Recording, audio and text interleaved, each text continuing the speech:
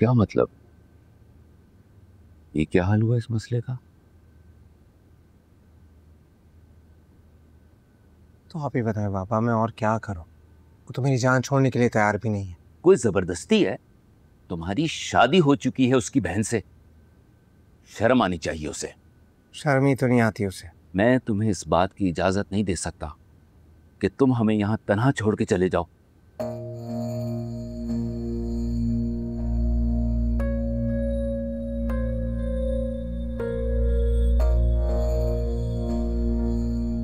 कहाँ जा रहे हो तुम लोग?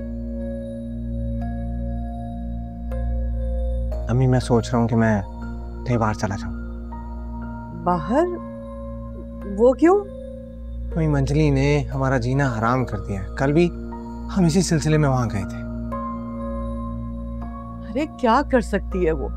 तुम लोग बिला वजह क्यों भाग रहे हो यहाँ से? वो ना बिल्कुल पागल हो चुकी है। शर्म लिहाज बिल्कुल खत्म हो चुका है उसका। आप यकीन करें, कल जिस तरह वो नाना और शाह खालू के सामने बोल रही थी ना, आप लोग उसका तसव्वुर भी नहीं कर सकते। बेटा तुम एक बार उससे बैठकर साफ साफ क्यों नहीं कह देते कि तुम्हें कोई दिलचस्पी नहीं है उसमें? तुम्हारा क्या ख्याल है, अरसल ने बात नहीं की होगी?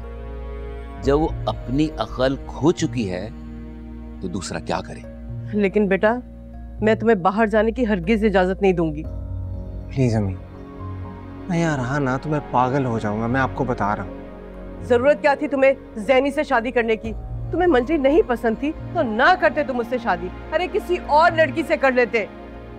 उस जैनी से शादी करके ना तुमने मंजली को और जिद में मुब्तला कर दिया है। सैनी मुझे पसंद थी अम्मी, तो मैं किसी और से शादी कैसे करता? मुझे तो ये समझ में नहीं आता कि तुम्हें अपनी उम्र से बड़ी लड़की कैसे पसंद आ गई।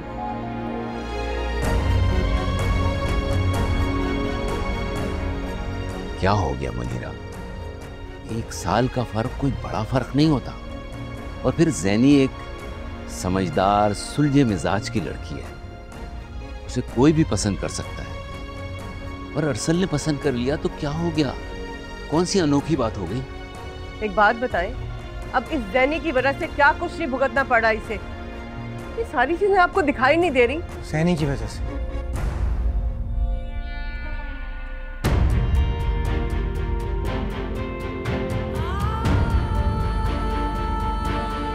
सैनी,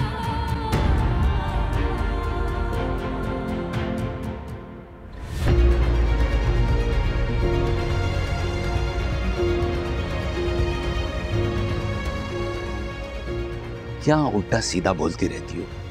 सब सुन लिया है उसने। हाँ तो सुन लिया तो सुन ले। मैं क्या डरती हूँ उससे? और क्या गलत कह दिया मैंने?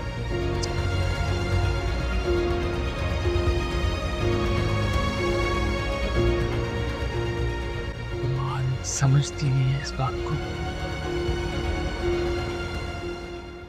सैनी, सैनी तुम मम्मी की बातों को क्यों दिल पे लगाती हो यार? अरसल क्या तुम्हें तुम्हें मैं इंसान नहीं लगती हूँ? तुम ऐसा कैसे कह सकते हो? कोई मेरे बारे में बातें करे, मुझे बुरा क्यों नहीं लगेगा? हाँ तुम्हें लगती होंगी बातें बुरी, लेकिन अम्मी भी तो इंसान है ना यार। अपने इकलौते बेटे की बाहर जाने की खबर सुनकर उन्हें भी बुरा लगा होगा, टेंशन में आ गई, इसलिए कह दिया तुमसे सब। तो अरसल इस समय मेरा क्या कसूर है? तुम्हारा ये कसूर है कि तुमने उनकी बेटी को छीन लिया है उनसे। तुम भी लगा दो मुझ पे एक और इल्जाम। मैं क्या इल्जाम लगा रहा हूँ? मैं थक चुकी हूँ अरसल। जिसको देखो मुझ पे इल्जामात लगाता रहता है। उधर मंजली के पास जाओ तो वो कहती रहती है कि मैंने उसका मंगेतर छीन लिया, तुम्हें वरगलाती हूँ मैं। और गलाया तो है। तुम मुझ पे इल्जामात मत लगाओ, मैंने तुम्हें बिल्कुल नहीं वरगलाया। मैंने क्या इल्जाम लगा दिया तुम पर? अरसल मैंने ना कभी तुम्हें वरगलाया है और ना ही कभी मैं तुम्हारे पीछे आई। हाँ यार, मैं ही तुम्हारे पीछे आया था। तुम्हारी कभी ख्वाहिश नहीं थी मुझसे शादी करना, मैंने तुमसे जबरदस्ती शादी भी की। ये बात मैं जानता हूँ, बार बार दोहराया मत करो प्लीज। अरसल तुम्हें बुरा लग गया है क्या? क्यों? क्यों लगेगा बुरा मुझे? है तो हकीकत ही ना।